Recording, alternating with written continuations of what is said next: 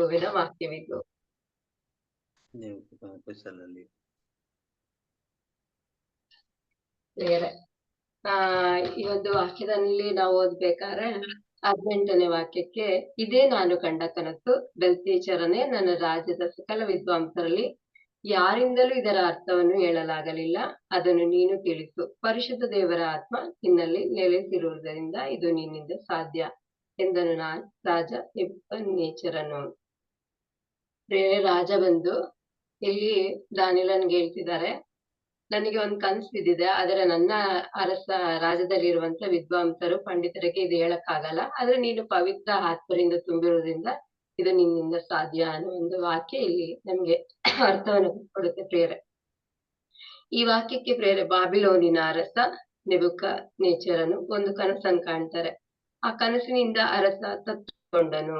ಅವರಿಗೆ ಬಂದ ಆ ಕನಸು ಅರಸನನ್ನು ನಿದ್ರೆ ಬಾರದಂತೆ ಮಾಡುತ್ತದೆ ಅಂತ ದಾನಿಯೇಲ 2:10 ಅಷ್ಟು ಗಲಿಬಿಲಿ, ಕಳವಳ ಹಾಗೂ ಭಯಗೊಳಿಸಿದಂತ ಕನಸು ಯಾವ್ದಿರಬೇಕು ತಿಳಿಯೋಣ ಪ್ರೇರೆ. ಅಧ್ಯಾಯ 4:4 ಅರಸ ಹೇಳ್ತಾರೆ, ನಿದ್ರೆಯಲ್ಲಿ ನನಗೆ ತೋಚಿದ ಆಲೋಚನೆಗಳು ಹಾಗೂ ಮನಸ್ಸಿಗೆ ಬಿದ್ದ ಸ್ವಪ್ನಗಳು ನನ್ನನ್ನು ಕಳವಳಕ್ಕೆ ಈಡು ಮಾಡಿದವು ಅಂತ. ಈ ಕನಸು ಪ್ರೇರೆ ಅಧ್ಯಾಯ 4:10 ರಾಜ ಹಾಸಿಗೆ ಮೇಲೆ ಮಲಗಿದ್ದಾಗ ನನ್ನ ಮನಸ್ಸಿಗೆ ಬಿದ್ದ ಕನಸುಗಳು ಇವು. ಈಗೋ ಭೂಮಧ್ಯದಲ್ಲಿ ಬಹು ಎತ್ತರವಾದ ಒಂದು ಮರವನ್ನು ಕಂಡೆ. ಆ ಮರ ಬೆಳೆದು ಬಲಗೊಂಡಿತ್ತು. ಅದರ ತುದಿ ಆಕಾಶವನ್ನು ಮುಟ್ಟುತ್ತಿತ್ತು. ಅದು ಭೂಲೋಕದ ಕಟ್ಟ ಕಡೆಗೂ ಕಾಣುತ್ತಿತ್ತು. ಅದರ ಎಲೆಗಳು ಚೆಲುವಾಗಿದ್ದವು. ಅದು ಹಣ್ಣುಗಳಿಂದ ತುಂಬಿತು. ಅದರಿಂದ ಎಲ್ಲಕ್ಕೂ ಆಹಾರ, ವನ್ಯ ಮೃಗಗಳಿಗೆ ಅದರ ನೆರಳಿನಲ್ಲಿ ಆಶ್ರಯ, ಆಕಾಶದ ಪಕ್ಷಿಗಳಿಗೆ ಅದರ ಕೊಂಬೆಗಳಲ್ಲಿ ನೆಲೆ, ಎಲ್ಲಾ ಪ್ರಾಣಿಗಳಿಗೂ ಅದರಿಂದ ಪೋಷಣೆ ದೊರಕುತ್ತಿತ್ತು. ಈ ರೀತಿ ಒಂದು ಒಳ್ಳೆಯ ಕನಸನ್ನು ಅರಸ ಕಾಣ್ತಾರೆ ಬೇರೆ. ಅದೇ ಸಮಯದಲ್ಲಿ 4:13 ಅರಸ ಹಾಸಿಗೆ ಮೇಲೆ ಮಲಗಿದ್ದಾಗ ನನ್ನ ಮನಸ್ಸಿಗೆ ಬಿದ್ದ ಕನಸಿನಲ್ಲಿ ಇಗೋ ಕಾವಲುಗಾರನಾದ ದೇವದೂತನೊಬ್ಬನು ಆಕಾಶದಿಂದ ಇಳಿದು ಗಟ್ಟಿಯಾಗಿ ಕೂಗಿ, ಆ ಮರವನ್ನು ಕಡಿಯಿರಿ, ಕೊಂಬೆಗಳನ್ನು ಕತ್ತರಿಸಿರಿ, ಎಲೆಗಳನ್ನು ಉದುರಿಸಿ, ಹಣ್ಣುಗಳನ್ನು ಕಿತ್ತು ಬಿಸಾಡಿ, ಮೃಗಗಳು ಅದರ ನೆರಳನ್ನು ಬಿಟ್ಟು ತೆರಳಲಿ, ಪಕ್ಷಿಗಳು ರೆಂಬೆಗಳನ್ನು ತೊರೆದು ಹೋಗಲಿ, ಆದರೆ ಅದರ ಬುಡದ ಮೋಟನ್ನು ನೆಲದಲ್ಲಿ ಉಳಿಸಿ ಹಿತ್ತಾಳೆ ಕಬ್ಬಿಣಗಳ ಪಟ್ಟಿಯನ್ನು ಅದಕ್ಕೆ ಬಿಗಿಯಿರಿ. ಅಡವಿಯ ಹುಲ್ಲು ಅದರ ಸುತ್ತ ಬೆಳೆದಿರಲಿ, ಆಕಾಶದ ಇಬ್ಬನಿ ಅದನ್ನು ತೋಯಿಸಲಿ, ಹುಲ್ಲು ಗಿಡಗಳ ಹಾಗೂ ಕಾಡು ಮೃಗಗಳ ನಡುವೆ ಅದಿರಲಿ. ಅದಕ್ಕೆ 7 ವರ್ಷಗಳ ಕಾಲ ಮನುಷ್ಯ ಹೃದಯ ಹೋಗಿ ಮೃಗದ ಹೃದಯ ಬರಲಿ. ಇದು ಕಾವಲುಗಾರ ದೂತನ ತೀರ್ಮಾನ ಹಾಗೂ ದೇವರ ತೀರ್ಪು. ಪರಾತ್ಪರ ದೇವರಿಗೆ ನರಮಾನವರ ರಾಜ್ಯದ ಮೇಲೂ ಅಧಿಕಾರವಿದೆ. ಅದರ ಆಳ್ವಿಕೆಯನ್ನು ಅವರು ತಮಗೆ ಬೇಕಾದವರಿಗೆ ಒಪ್ಪಿಸಿ ಕೊಡುತ್ತಾರೆ. ಕನಿಷ್ಠರನ್ನು ಆ ಪದವಿಗೆ ನೇಮಿಸುತ್ತಾರೆ. ಇದು ಎಲ್ಲ ಜನರಿಗೆ ತಿಳಿದಿರಬೇಕೆಂಬುದು ಈ ತೀರ್ಮಾನ ಎಂದು ಸಾರಿದರು. ಇಲ್ಲಿ 2 ತರ ಕನಸು ಬೀಳುತ್ತೆ. ಒಂದು ಒಳ್ಳೆ ಕನಸು ಬೀಳುತ್ತೆ, ಇನ್ನೊಂದು ಅವರಿಗೆ ಹೆದರಿಕೆ ತರುವಂತ ಕನಸು ಬಿದ್ದಾಗ ಅವರು ಕಳವಳ ಪಡ್ತಾರೆ, ಭಯ ಪಡ್ತಾರೆ. ಆದ್ರೆ ಅವರಿಗೆ ಏನೆಲ್ಲ ಆಗುತ್ತೆ ಅಂತ ತಿಳ್ಕೊಳಕ್ಕೆ ಆಗಲ್ಲ. ಅದು ಏನಕ್ಕೆ ಕನಸಿನ ಅರ್ಥ ಅಂದಾಗ ಅವರು ಈ ಒಂದು ಕನಸನ್ನ ದಾನಿಯೇಲನಿಗೆ ಹೇಳ್ತಾರೆ. ಕಳವಳದ, ಭಯದ 2 ಕನಸನ್ನ ಅವ್ರು ಹೇಳ್ತಾರೆ. ಈಗ ಅವ್ರು ಏನ್ ಹೇಳ್ತಾರೆ ಅಂದ್ರೆ, ಇದು ದೇವರು ಮನಸ್ಸು ಪಟ್ರೆ ಈ ಒಂದು ಅಧಿಕಾರವನ್ನ ಬೇರೆಯವರಿಗೆ ಒಪ್ಪಿಸಿ ಕೊಡ್ತಾರೆ. ಇದು ಎಲ್ಲ ಜನರಿಗೂ ತಿಳಿದಿರ್ಲಿ ಅಂದ್ರೆ, ಈಗ ನಾವು ಎಕ್ಸಾಂಪಲ್ ತಗೋಬೇಕಂದ್ರೆ ಈಗಿರುವಂತಹ ಅಧಿಕಾರಿಗಳಿಗೆ, ಅವರು ತನ್ನ ಅಧಿಕಾರ ಬರೋದು ದೇವರಿಂದಲೇ. ಆ ಅಧಿಕಾರವನ್ನು ಆ ಅಧಿಕಾರಿಗೆ ಕೊಟ್ಟಾಗ ಅವರು ಸರಿಯಾಗಿ ಮಾಡ್ಲಿಲ್ಲ ಅಂದ್ರೆ ಅದನ್ನ ಕಿತ್ತುಕೊಡುವಂತ ಅಧಿಕಾರ ದೇವರಿಗಿದೆ ಅನ್ನೋದು ನಾವು ತಿಳ್ಕೊಬಹುದು. ಈ ತೀರ್ಮಾನ ಎಲ್ಲರಿಗೂ ಸಾರಿರಿ ಅಂತಾನು ಈ ಒಂದು ವಾಕ್ಯದಲ್ಲಿ ಹೇಳ್ತಾರೆ ಪ್ರಿಯರೇ. ಈ ಕನಸು ಅರಸ ನೆಬೂಕದ್ನೆಚ್ಚರನು ಬೆಲ್ತೆಶಚ್ಚರನ ಅಂದರೆ ದಾನಿಯೇಲನ ಅಡ್ಡ ಹೆಸರು 4:8 ಪ್ರಿಯರೇ. ನನ್ನ ದೇವರ ಹೆಸರು ಸೇರಿರುವ ಬೆಲ್ತೆಶಚ್ಚರನ ಎಂಬ ಅಡ್ಡ ಹೆಸರನ್ನು ಹೊಂದಿದ ದಾನಿಯೇಲನು ಅಂತ ಇದೆ ಪ್ರಿಯರೇ. ದಾನಿಯೇಲನ ಹತ್ತಿರ ಅರಸ ಕನಸು ಹೇಳಿ 18ನೇ ವಾಕ್ಯದಲ್ಲಿ ಹೇಳಿದಂತೆ, ನನ್ನ ರಾಜ್ಯದ ಸಕಲ ವಿದ್ವಾಂಸರಲ್ಲಿ ಯಾರಿಂದಲೂ ಇದರ ಅರ್ಥವನ್ನು ಹೇಳಲಾಗಲಿಲ್ಲ, ಅದನ್ನು ನೀನು ತಿಳಿಸು. ಪರಿಶುದ್ಧ ದೇವರ ಆತ್ಮ ನಿನ್ನಲ್ಲಿ ನೆಲೆಸಿರುವುದರಿಂದ ಇದು ನಿನ್ನಿಂದ ಸಾಧ್ಯ ಎಂದು ಹೇಳ್ತಾರೆ. ನೆಬೂಕದ್ನೆಚ್ಚರನು ಪವಿತ್ರ ಆತ್ಮರಿಂದ ತುಂಬಿದ್ದಾರೆ ಅನ್ನೋದು ಆ ರಾಜನಿಗೆ ಅರ್ಥ ಆಗಿದೆ ಪ್ರಿಯರೇ. ಇದಕ್ಕೆ ಪೂರ್ವಕವಾಗಿ 1 ಅರಸರುಗಳು ಇದರಲ್ಲಿ ವಿವೇಕಪೂರ್ಣ ನಿರ್ಣಯ ಅಧ್ಯಾಯ 3:16 ಇಬ್ಬರು ವೇಶ್ಯರು ಅರಸರ ಬಳಿಗೆ ಬಂದು ಮಗುವಿನ ವಿಷಯದಲ್ಲಿ ನ್ಯಾಯ ಕೇಳಲು ಬಂದಾಗ ನಮಗೆ ತಿಳಿದಿರುವಂತೆ ಸೊಲೊಮೋನನು ಕೊಡುವಂತಹ ನಿರ್ಣಯಕ್ಕೆ ಈತನಲ್ಲಿ ದೇವದತ್ತ ಜ್ಞಾನವಿದೆ ಎಂದು ತಿಳಿದು ಸೊಲೊಮೋನನ ಬಗ್ಗೆ ಅಪಾರ ಗೌರವ ಉಳ್ಳವರಾಗ್ತಾರೆ. ಇನ್ನೊಂದು 1 ಸಮುವೇಲ 16:13 ದಾವೀದರಸನಿಗೆ ದೇವರು ಅಭಿಷೇಕಿಸು ಎಂದಾಗ ಸರ್ವೇಶ್ವರನ ಆತ್ಮವು ದಾವಿದನ ಮೇಲೆ ಬಂದು ನೆಲೆಸಿದಾಗ ಕುರಿಗಾಯಿಯಾಗಿದ್ದ ದಾವಿದನು ಅರಸನಾಗಿ ಜೀವಿಸಿದ, ಏನೆಲ್ಲ ದೇವರ ಆತ್ಮರಿಂದ ತುಂಬಿದಾಗ ಎಷ್ಟು ರಾಜ್ಯಗಳನ್ನ ಗೆದ್ದ, ಏನೆಲ್ಲ ದೇವರಿಗಾಗಿ ಮಾಡ್ದ ಅನ್ನೋದನ್ನ ನಾವು ಈ ಒಂದು ವಾಕ್ಯದಲ್ಲಿ ತಿಳ್ಕೊಬಹುದು. ಇನ್ನು ಸಂಸೋನನ ನ್ಯಾಯಸ್ಥಾಪಕ 15:14 ಸರ್ವೇಶ್ವರನ ಆತ್ಮ ಅವರ ಮೇಲೆ ಬಂದುದರಿಂದ ಅವನ ರಟ್ಟೆಗಳಲ್ಲಿ ಸುತ್ತಲೂ ಕಟ್ಟಿದ ಹಗ್ಗಗಳು ಸುಟ್ಟ ಸೆಣಬಿನ ಹಾಗಾದವು, ಕೈಗೆ ಹಾಕಿದ ಬೇಡಿಗಳು ಕಳಚಿ ಬಿದ್ದವು ಅಂತಾನೂ ಇದೆ. ಪ್ರೇಷಿತರ ಕಾರ್ಯಕಲಾಪದಲ್ಲಿ ಅಧ್ಯಾಯ 2:4 ಅವರೆಲ್ಲರೂ ಪವಿತ್ರಾತ್ಮ ಭರಿತರಾದರೂ ಆತ್ಮ ಪ್ರೇರಣೆಯಿಂದ ಬೇರೆ ಬೇರೆ ಭಾಷೆಗಳಲ್ಲಿ ಮಾತನಾಡತೊಡಗಿದರು.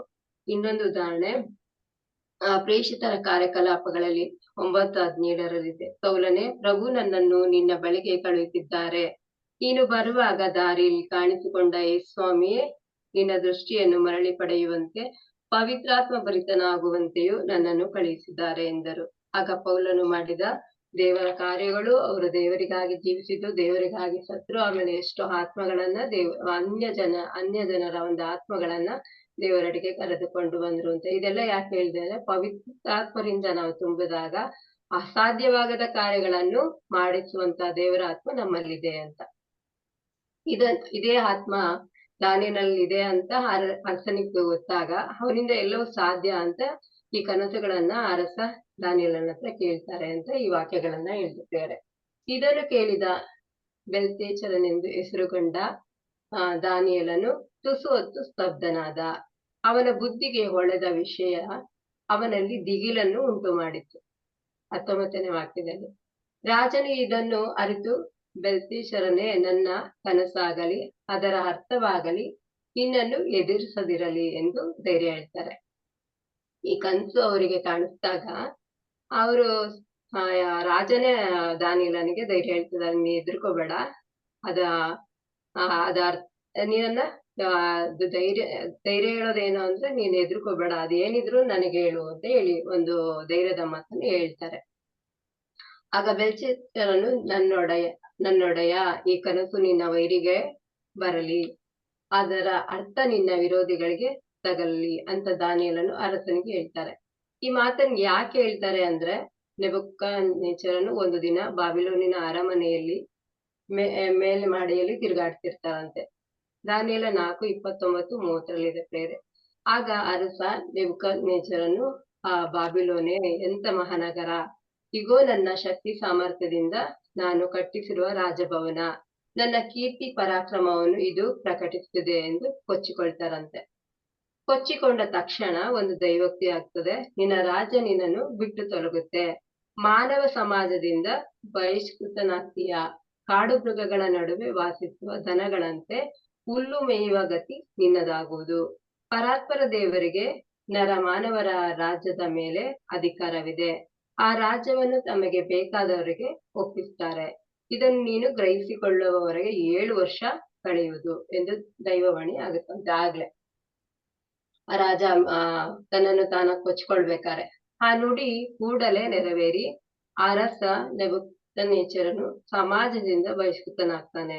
ದನಗಳಂತೆ ಹುಲ್ಲು ಮೇಯುತ್ತಾ ಆಕಾಶದ ಇಬ್ಬನಿಯಿಂದ ನೆನೆಯುತ್ತಾ ಇದ್ದ. ಅವನ ಕೂದಲು ಹದ್ದುಗಳ ರೆಕ್ಕೆಗಳಂತೆಯೂ ಅವನ ಉಗುರು ಹಕ್ಕಿಗಳ ಉಗುರಿನಂತೆಯೂ ಬೆಳೀತದೆ ಅಂತ ವಾಕ್ಯ ತಿಳಿಸಿದ ಪ್ರೇರೆ. ಈ ವಾಕ್ಯ ತನ್ನನ್ನು ತಾನು ಹೊಗಳಿಕೊಳ್ಳುವಾಗ ಅವನಿಗೆ ಬರುವಂತ ದುರ್ಗತಿ ಇದಾಗಿರ್ತದೆ ಪ್ರೇರೆ. 20ನೇ ವಾಕ್ಯಕ್ಕೆ, ನೀವು ಕಂಡ ಮರವು ಬೆಳೆದು ಬಲಗೊಂಡು ಆಕಾಶದ ತುದಿಯನ್ನು ಮುಟ್ಟುತ್ತಿತ್ತು. ಈ ವಾಕ್ಯಕ್ಕೆ ಪ್ರೇರೆ ದಾನಿಯೇಲ 4:1-2-3 ಜಗದಲ್ಲಿ ವಾಸಿಸುವ ಎಲ್ಲಾ ಜನಾಂಗದವರಿಗೂ, ಕುಲದವರಿಗೂ, ಭಾಷೆಯವರಿಗೂ ರಾಜ ನೆಬೂಕದ್ನೆಚ್ಚರನು ಒಂದು ಪ್ರಕಟಣೆ ಹೊರಡಿಸ್ತಾರೆ. ಅದು ನಿಮಗೆ ಹೆಚ್ಚೆಚ್ಚು ಸುಖ ಶಾಂತಿ ಲಭಿಸಲಿ. ಪರಾತ್ಪರ ದೇವರು ನನ್ನ ವಿಷಯದಲ್ಲಿ ನಡೆಸಿರುವ ಸೂಚಕ ಕಾರ್ಯಗಳನ್ನು, ಅದ್ಭುತಗಳನ್ನು ಪ್ರಚುರಪಡಿಸುವುದು ನನಗೆ ವಿಹಿತವೆಂದು ತೋರಿಬಂದಿದೆ. ದೇವರ ಸೂಚಕ ಕಾರ್ಯಗಳು ಎಷ್ಟು ಅತಿಶಯ, ಅವರ ಅದ್ಭುತಗಳು ಎಷ್ಟು ಅಪಾರ. ಅವರ ರಾಜ್ಯ ಶಾಶ್ವತ ಸಾಮ್ರಾಜ್ಯ, ಅವರ ಆಳ್ವಿಕೆ ತಲಾಂತರಕ್ಕೂ ಸ್ಥಿರ. ಅರಸ ನೆಬೂಕದ್ನೆಚ್ಚರನಾದ ನಾನು ನನ್ನ ಅರಮನೆಯಲ್ಲಿ ಸುಖವಾಗಿದ್ದೆ, ನನ್ನ ರಾಜಭವನದಲ್ಲಿ ನೆಮ್ಮದಿಯಿಂದ ಇದ್ದೆ ಅಂತ ಇಲ್ಲಿ ರಾಜನೇ ಹೇಳ್ಕೊಳ್ತಿದ್ದಾರೆ. ಕಾರಣ ದೇವರು ಮಾಡಿದ ಅದ್ಭುತ ಕಾರ್ಯಗಳನ್ನು ಕೊಂಡಾಡುತ್ತಾ ದೇವರಿಗೆ ಕೃತಜ್ಞತಾ ಸ್ತುತಿ ಸ್ತೋತ್ರಗಳನ್ನು ಸಲ್ಲಿಸುತ್ತಾ ರಾಜ ಸಂತೋಷವಾಗಿ ಇದ್ರು ಅಂತ ಈ ವಾಕ್ಯದಲ್ಲಿ ತಿಳಿಯಪಡಿಸಿದ ಪ್ರೇರೆ. ನಾವು ದೇವರ ಚಿತ್ತದಂತೆ ನಡೆದುಕೊಳ್ಳುವಾಗ ಬೆಳೆಯುವವರು ಸಜ್ಜನರು ಖರ್ಜೂರದ ವೃಕ್ಷದಂತೆ ಅನ್ನುವ ವಾಕ್ಯಕ್ಕೆ ಅನ್ವಯಿಸುತ್ತದೆ ಪ್ರೇರೆ. ನಾವು ಅಷ್ಟೇ ದೇವರಲ್ಲಿ ಒಂದಾದಾಗ ಮಾತ್ರ ಸುಖ ಸಂತೋಷದಿಂದ ಬಾಳ್ಬೋದು ಅಂತ ಈ ಒಂದು ವಾಕ್ಯ ನಮಗೆ ತಿಳಿಯಪಡಿಸಿದೆ ಪ್ರೇರೆ. ದೇವರಿಗೆ ಎಲ್ಲಾ ಸಮಯದಲ್ಲಿ ಕೃತಜ್ಞತಾ ಸ್ತುತಿ, ಸರ್ವಸ್ತುತಿಗೂ ಆತನೊಬ್ಬನೇ ಯೋಗ್ಯನು ಅನ್ನೋ ವಾಕ್ಯದಂತೆ ನಾವು ನಡೆದುಕೊಳ್ಬೇಕು. ಯಾಕಂದ್ರೆ ಎಲ್ಲವೂ ಆತನದೇ ಆಗಿರುವಾಗ ಇಲ್ಲಿ ನಾವು ಏನೂ ಅಲ್ಲ, ನಾನು ನಂದು ಯಾವುದು ಇಲ್ಲ, ಯಾವುದು ಶಾಶ್ವತವೂ ಅಲ್ಲ. ಇಲ್ಲಿ ಹೇಳ್ಬೇಕಂದ್ರೆ ಇಲ್ಲಿ ರಾಜ ಅರಮನೆಯಲ್ಲಿ ಒಂದು ಕಡೆ ಅವನನ್ನ ತಾನೇ ಹೊಗಳ್ಕೊಂಡಾಗ ಅವನಿಗೆ ಬರುವಂತ ದುರ್ಗತಿಯನ್ನು ಹೇಳುತ್ತೆ. ಈ ವಾಕ್ಯದಲ್ಲಿ ತನ್ನನ್ನು ಹೊಗಳಿಕೊಳ್ಳದೆ ದೇವರು ಮಾಡಿದ ಎಲ್ಲ ಕೃಪಾವರಗಳಿಗೆ ಅವನು ಕೃತಜ್ಞತೆ ಹೇಳಿ ಸ್ತುತಿಸಿ ಆರಾಧನೆ ಮಾಡುವಾಗ ಅವನು ಸಂತೋಷವಾಗಿ ನೆಮ್ಮದಿಯಾಗಿದ್ದ ಅಂತೇಳಿ ಈ ವಾಕ್ಯ ತಿಳಿಯಪಡಿಸಿದೆ ಪ್ರೇರೆ. ನಮ್ಮನ್ನ ನಮಗೆಲ್ಲ ಫಸ್ಟ್ ಚರ್ಚಿಗೆಲ್ಲ ಹೋಗ್ಬೇಕಾರೆ 20 ವರ್ಷದಿಂದ ಚರ್ಚೆ ಹೋಗ್ಬೇಕಾರೆ ನಮ್ಮನ್ನ ಯಾರು ಏನು ಗುರ್ತ ಹಿಡ್ದಿರ್ಲಿಲ್ಲ. ಆದ್ರೆ ನಾವು ಪ್ರೇಯರಿಗೆಲ್ಲ ಬಂದ್ ಸೇರಿದಾಗ ನಮ್ಮನ್ನ ನೀವ್ ಎಲ್ಲಿದ್ರಿ ನೀವು ಫಸ್ಟ್ ಅಂತ ಕೇಳುವಂತ ಒಂದು ಸಮಯ ನಮ್ದಾಗಿತ್ತು. ಅದೇ ರೀತಿ ಜಾಗೃತರು ಹೇಳಿದ್ರು ಒಂದಿನ, ನಾವು ನಕ್ಷತ್ರಗಳಂತೆ ದೇವರಲ್ಲಿ ಬಂದು ಸೇರಿದಾಗ ನಕ್ಷತ್ರಗಳಂತೆ ಹೊಳೆಯುವ ಒಂದು ಇದು ಸ್ಥಾನ ದೇವರು ನಮ್ಗೆ ಕೊಡ್ತಾರೆ ಅಂತ.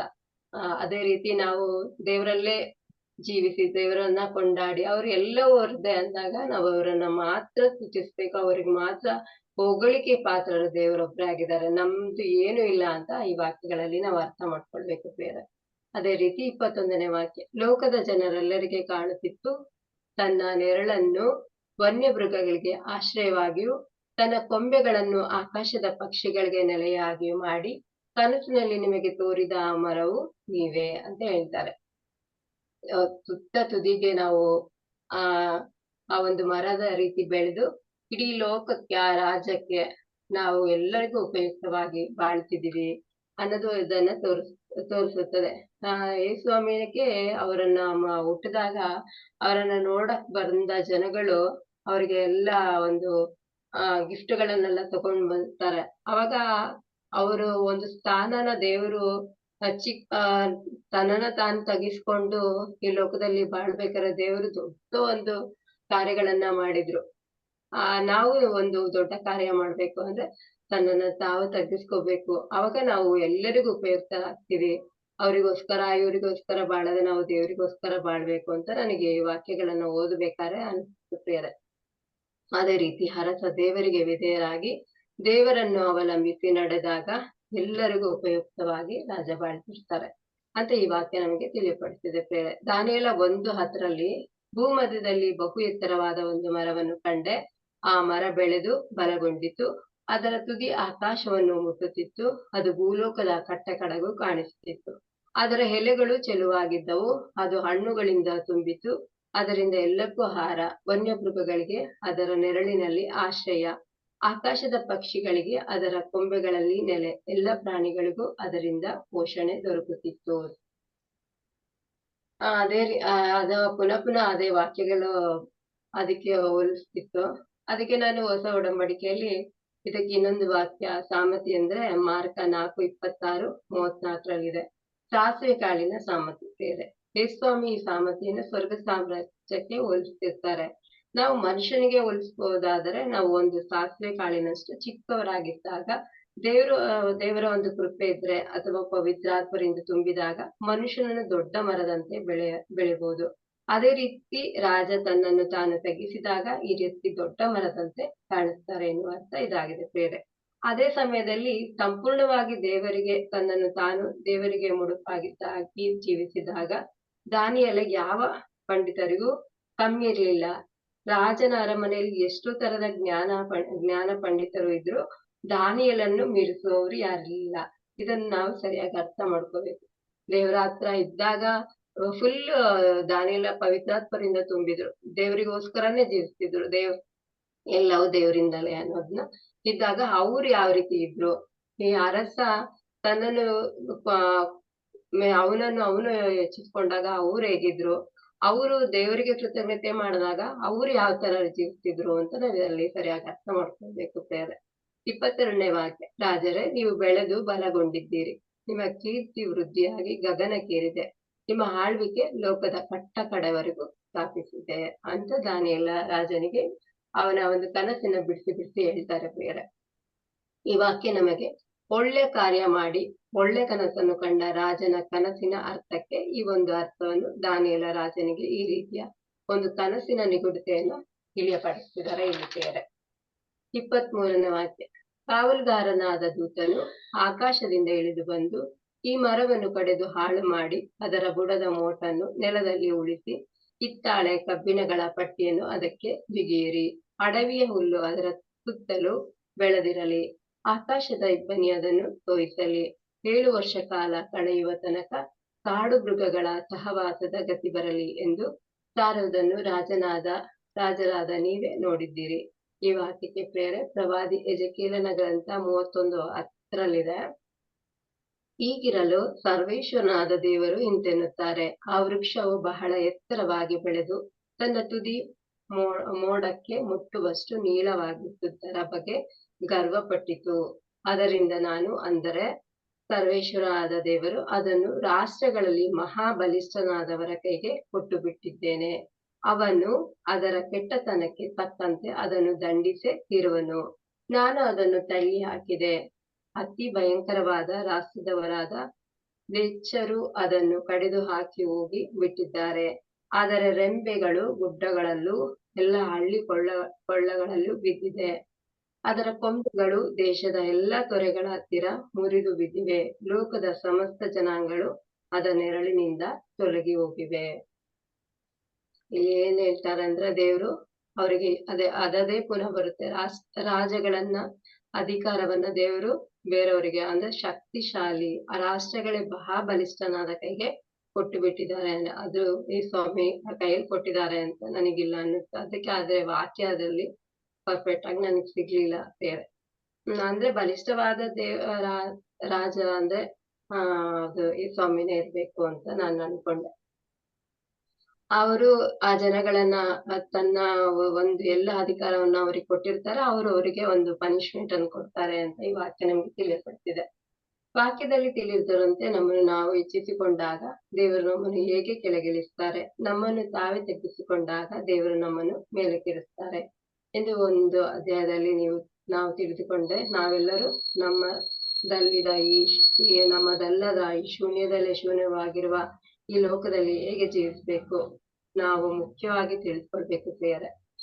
ನಾವು ದೇವರ ಮಕ್ಕಳಾಗಿರೋದ್ರಿಂದ ನಾವು ಹೇಗೆ ಜೀವಿಸ್ಬೇಕು ಎನ್ನುವುದಕ್ಕೆ ವಾಕ್ಯ ದಾನಿಯೇಲ 3:26 ಸರ್ವೇಶ್ವರ ದೂತನು ಆವಿಯೊಳಗೆ ಇಳಿದು ಬಂದು ಆ ಮೂವರ ಮಧ್ಯೆ ನಿಂತನು. ನಾವು ದೇವರನ್ನ ಅವಲಂಬಿಸಿದಾಗ ಎಲ್ಲ ಕಷ್ಟ ಸಂಕಟದಲ್ಲಿ ನಮ್ಮಲ್ಲಿ ಮಧ್ಯ ದೇವರಿರ್ತಾರೆ ಅನ್ನೋದು ಈ ವಾಕ್ಯ. ನಾವು ದೇವರ ಮಕ್ಕಳಾಗಿರೋದ್ರಿಂದ ಇದನ್ನ ನಾವು ತಿಳ್ಕೋಬೇಕು ಅಂತ ನಾನು ಈ ವಾಕ್ಯಗಳನ್ನ ಹಾಕೊಂಡೆ ಪ್ರಿಯರೇ. ನಾವು ದೇವರಿಗಾಗಿ ಜೀವಿಸುವಾಗ ಯಾವ ರೀತಿ ನಮ್ಮನ್ನು ಕಾಪಾಡ್ತಾರೆ ಅನ್ನೋದಕ್ಕೆ ಈ ವಾಕ್ಯ ನಮ್ಗೆ ತಿಳಿಯಪಡಿಸ್ತಿದೆ. ಅದೇ ರೀತಿ ಯಾವ ರೀತಿ ನಾವು ದೇವರಲ್ಲಿ ದೃಢವಾಗಿರ್ಬೇಕು. ದಾನಿಯೇಲ 3:17 ದೇವರು ಕಾಪಾಡಲಿ ಬಿಡಲಿ, ನಾವಂತೂ ಪ್ರತಿಮೆಗೆ ಅಡ್ಡ ಬೀಳಲ್ಲ, ನಿಜ ದೇವರಿಗೆ ಮಾತ್ರ ಆರಾಧಿಸ್ತೀವಿ ಅಂತ. ಆದ್ರೆ ಯಾವುದೇ ಒಂದು ಕಷ್ಟ ಸಂಕಟಗಳು ಬಂದಾಗ್ಲೂ ನಾವು ದೃಢವಾಗಿ ದೇವರೇ ಎಲ್ಲ, ದೇವರಿಲ್ಲದೆ ಏನಿಲ್ಲ, ಏನೇ ಕಷ್ಟ ಸಂಕಟಗಳು ಬಂದ್ರು ಅದು ನಮ್ಮ ಹಿತಕ್ಕಾಗಿ ಅನ್ನೋ ಒಂದು ವಾಕ್ಯನ ನಾವು ಅರ್ಥ ಮಾಡ್ಕೋಬೇಕು ಅಂತ ನಂಗನ್ನಿಸ್ತು. ಜ್ಞಾನೋಕ್ತಿ 18:9 ಮನುಷ್ಯನು ತನ್ನ ಮನಬಂದಂತೆ ದಾರಿಯನ್ನ ಆರಿಸಿಕೊಂಡರೂ ಕರ್ತನೇ ಅವರಿಗೆ ಗತಿಯನ್ನು ಏರ್ಪಡಿಸುತ್ತಾನೆ. ನಾವೇನೇ ಪ್ರಯತ್ನ ಪಟ್ರು, ನಾವೇನೇ ಮಾಡಕ್ ಹೋದ್ರುನು, ನಮ್ದು ಮನ ಬಂದಂಗೆ ನಾವು ಯಾವ ರೀತಿ ನಮ್ ದಾರಿನ ಆರಿಸ್ಕೊಂಡ್ರು ಅದನ್ನ ಸರಿಪಡಿಸೋದು, ಅದಕ್ಕೆ ಯಾವ ಒಂದು ಗತಿಯನ್ನು ಕೊಡ್ಬೇಕು ಅನ್ನೋದು ಎಲ್ಲವೂ ದೇವರ ತೀರ್ಮಾನ ಆಗಿದೆ. ಹಿಂಗ್ ಮಾಡಕ್ ಹೋದೆ ಅದ್ ಮಾಡಕ್ ಆಗಿಲ್ಲ, ಹಿಂಗ್ ಮಾಡದೆ ಹಿಂಗಾಯ್ತು, ಎಲ್ಲ ಅದು ನಮ್ದು ನೆಪಗಳು. ಆದ್ರೆ ಎಲ್ಲಾನು ಮಾಡೋದು ಕ್ಷಣದ ಒಂದೊಂದು ದಾರಿ ದೇವರದೇ ಆಗಿದೆ ಪ್ರಿಯರೇ. ಒತ್ತಿ ಹೇಳ್ಬೇಕು ಅಂದ್ರೆ ಏನು ನಮ್ದಲ್ಲ, ಎಲ್ಲನೂ ದೇವ್ರದು. ನಮ್ಮನ್ನ ಹುಟ್ಟಿನಿಂದ ಸಾವಿನವರೆಗೂ ಒಂದು ನಿರ್ಧಾರ ತಗೊಳ್ಳೋದು ದೇವ್ರು ಮಾತ್ರ, ನಮ್ದು ಏನೂ ಇಲ್ಲ. 2 ತಿಮೋತಿ 1:17 ದೇವರ ನಮ್ಗೆ ಕೊಟ್ಟಿರೋ ಆತ್ಮವು ಬಲ, ಪ್ರೀತಿ, ಸ್ವಸ್ಥ ಬುದ್ಧಿಯ ಆತ್ಮವೇ ಹೊರತು ಭಯದ ಆತ್ಮವಲ್ಲ. ನಮಗೆ ಎಷ್ಟು ಒಳ್ಳೆ ಅದ್ಭುತವಾದ ವಾಕ್ಯ ಕೊಟ್ಟಿದ್ದಾರೆ. ಈ ಒಂದು ಕಾಲಘಟ್ಟದಲ್ಲಿ ನಮಗೆ ಪವಿತ್ರಾತ್ಮರಿಂದ ತುಂಬಿದಾಗ ಮಾತ್ರ ಈ ಭಯ ಇಲ್ಲದೆ ನಿಜವಾಗ್ಲೂ ಸಂತೋಷವಾಗಿ ಬಾಳ್ತಿರೋದು. ನಾವು ಪ್ರತಿದಿನ ವಾಕ್ಯಗಳನ್ನು ಕೇಳ್ತಾ ನಾವು ಇದೀವಿ ಅಂದ್ರೆ ಈ ಕಾಲಘಟ್ಟದಲ್ಲೂ ಅದಕ್ಕೆ ನಾವು ಕೇಳುವಂತ ವಾಕ್ಯದಿಂದ ಮಾತ್ರ ಪ್ರಿಯರೇ. ಈ ಬೈಬಲ್ ಅಲ್ಲಿ ಕೊಟ್ಟಿರುವಂತ ಅದ್ಭುತ ವಾಕ್ಯಗಳು ನಿತ್ಯ ಜೀವವಿರುವಂತ ವಾಕ್ಯ. ಇದ್ರಿಂದಾನೇ ನಾವು ಜೀವಿಸ್ತಾ ಇದೀವಿ ಅನ್ನೋದನ್ನು ನಾವು ಅರ್ಥ ಮಾಡ್ಕೊಳ್ಬೇಕು. ಕೊನೆಯದಾಗಿ ನಾವು ಆತ್ಮರಿಂದ ತುಂಬಿದ ಮಕ್ಕಳು, ನಾವೆಲ್ಲರೂ ದೇವರ ಸಾಕ್ಷಿಯಾಗಿ ಬಾಳಬೇಕಾಗಿರುವ ಮಕ್ಕಳಾಗಿದ್ದೇವೆ. ಈ ಲೋಕದಲ್ಲಿ ಏನೇ ಇದ್ರು ಎಲ್ಲವೂ ದೇವರದ್ದೇ. ಯಾವುದಕ್ಕೂ ಅಹಂಕಾರ ಪಡದೆ ದೇವರಿಗಾಗಿ ಬಂದಿದ್ದೇವೆ, ದೇವರಿಗಾಗಿ ಜೀವಿಸ್ಬೇಕು ಅಂತ ಈ ವಾಕ್ಯಗಳ ಉದ್ದೇಶ ಆಗಿತ್ತು ಅಂತ ನಾನು ಈ ವಾಕ್ಯಗಳನ್ನ ಆರಿಸಿ ಹೇಳಿದ್ದೇನೆ. ದೇವರಿಗೆ ಸ್ತುತಿ ಸ್ತೋತ್ರ ಮಹಿಮೆ ಸಲ್ಲಲಿ. Praise the Lord Jesus. Praise the Lord brother. Praise the Lord sister. Praise the Lord, sister. ಪ್ರತಿಯೊಂದು ದಾನಿಯೇಲ್ 2ನೇ ಆಕ್ಚುಲಿ ಪೂರ್ತಿ ಸತಿ ನಾವು ಧ್ಯಾನಿಸುವಾಗಲೇ ಅದರ ಒಂದು ಕಂಪ್ಲೀಟ್ ಅರ್ಥ ನಮ್ಗೆ ಆದ್ರೆ ಪೂರ್ತಿ ಧ್ಯಾನಿಸ ಆಗುತ್ತೆ. ಅದಕ್ಕೆ ನಾವು ರೀಕ್ಯಾಪ್ ಅದು ಸ್ವಲ್ಪ ಯಾಕೆ ಮಾಡಿದ್ರೆ ಒಬ್ಬೊಬ್ರು ಅವರವರ ಆ ಎಂಡಿಂಗ್ಸ್ ಸ್ವಲ್ಪ ಶೇರ್ ಮಾಡುವಾಗ ನಮ್ಗೆ ಈ ಕನಸುಗಳ ಅರ್ಥನ ನಾವು ಓದಿಬಿಡಿ ಒಂದು 4-5 ಪಾಯಿಂಟ್ ಚಿಂತಿಸುವಾಗ ಏನಾಗ್ತದೆ, ಆ ಏರಿಯಾದಲ್ಲಿರುವ ಒಂದು ಡೆಪ್ತ್ ನಮ್ಗೆ ಸಿಗ್ತದೆ. ಆಗ ನಾವು ರೀಕ್ಯಾಪ್ ಅಲ್ಲಿ ಪೂರ್ಣವಾಗಿ ಅಟೆಂಡ್ ಮಾಡುವಾಗ ನಮ್ಗೆ ಚೆನ್ನಾಗಿ ಈ ಅಧ್ಯಾಯ ಅರ್ಥ ಆಗ್ತದೆ. ಯಾಕಂದ್ರೆ ಒಮ್ಮೆ ನಾವು ದಾನಿಯಲ್ಲಿ ಮುಗಿಸುವಾಗ ಅದರ ಪೂರ್ತಿ ನಮ್ಗೆ ಅರ್ಥ ಆಗಿರ್ಲೇಬೇಕು. ಇವತ್ತು 18ನೇ ವಾಕ್ಯದಿಂದ ವೆರೋನಿಕಾ ಸಿಸ್ಟರ್ ಸ್ಟಾರ್ಟ್ ಮಾಡಿದ್ದಾರೆ. 18ನೇ ವಾಕ್ಯ ಸ್ವಲ್ಪ ಓದ್ತೀರಾ? ಇದೇ ನಾನು ಕಂಡ ಕನಸು. ಬೆಲ್ತೆಶಚ್ಚರನೇ, ನನ್ನ ರಾಜ್ಯದ ಸಕಲ ವಿದ್ವಾಂಸರಲ್ಲಿ ಯಾರಿಂದಲೂ ಇದರ ಅರ್ಥವನ್ನು ಹೇಳಲಾಗಲಿಲ್ಲ. ಅದನ್ನು ನೋಡಿ, ನೀನು ತಿಳಿಸು. ಇಲ್ಲಿ ಒಂದ್ ನಿಮಿಷ ಸ್ವಲ್ಪ ಬ್ರೇಕ್ ಮಾಡಿ ನೋಡಿ. ರಾಜನು ಕನಸು ಕಂಡಾಗ ನ್ಯಾಚುರಲಿ ರಾಜನ ವಿದ್ವಾಂಸರಲ್ಲಿ ಜ್ಞಾನಿಗಳನ್ನು ಕರೆದು ಕೇಳಿದ್ರು, ಇದರ ಅರ್ಥ ನನಗೆ.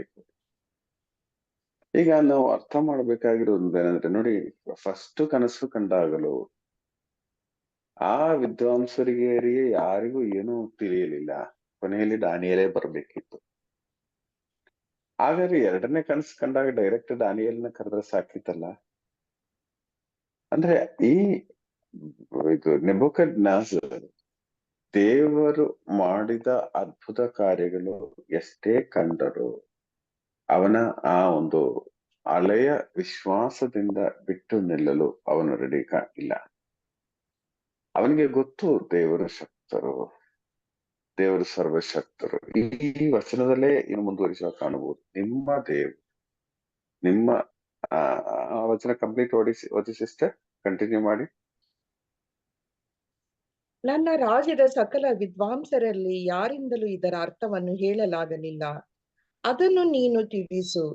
ಪರಿಶುದ್ಧ ದೇವರ ಆತ್ಮ ನಿನ್ನಲ್ಲಿ ನೆಲೆಸಿರುವುದರಿಂದ ಇದು ನಿನ್ನಿಂದ ಸಾಧ್ಯ ಎಂದನು ರಾಜ ನೆಬೂಕದ್ನೆಚ್ಚರ್. ಪರಿಶುದ್ಧ ದೇವರ ಆತ್ಮ ನಿನ್ನಲ್ಲಿ ನೆಲೆಸಿರುವುದರಿಂದ ಇದು ನಿಮ್ಮಿಂದ ಸಾಧ್ಯ. ಪ್ರಿಯರೇ, ಈ ಸತ್ಯ ನೆಬೂಕದ್ನೆಚ್ಚರನಿಗೆ ಗೊತ್ತಿದೆ. ಆದರೆ ನೆಬೂಕದ್ನೆಚ್ಚರನು ಅವನಾಗಿರುವ ಅವಸ್ಥೆಯಿಂದ ಈ ಜೀವಂತ ದೇವರ ಹತ್ತಿರದಲ್ಲಿ ಬರಲು ಅವನು ರೆಡಿಯಿಲ್ಲ. ಅನೇಕ ಅನೇಕ ಪ್ರಾರ್ಥನಾ ವೀರರ, ಅನೇಕ ಕಥೋಲಿಕರ, ಕ್ರೈಸ್ತರ ಒಂದು ಪ್ರಾಬ್ಲಮ್ ಇದೇನೆ. ಅವರಿಗೆ ಸತ್ಯ ಗೊತ್ತಿದೆ, ಆದ್ರೆ ಅವರಾಗಿರುವ ಲೆವೆಲಿಂದ, ಈಗ ನೋಡಿ ನಿಜವಾಗಿ ಹೇಳ್ತೀನಿ, ಏನಾದ್ರೂ ಅವಸ್ಥೆ ಅಸ್ವಸ್ಥತೆ, ಏನಾದ್ರೂ ರೋಗಾವಸ್ಥೆ ಬಂದ್ರೆ ನಮಗಾಗಿ ಪ್ರಾರ್ಥಿಸಿದ ಹೇಳೋರಿದ್ದಾರೆ ಅಲ್ವಾ?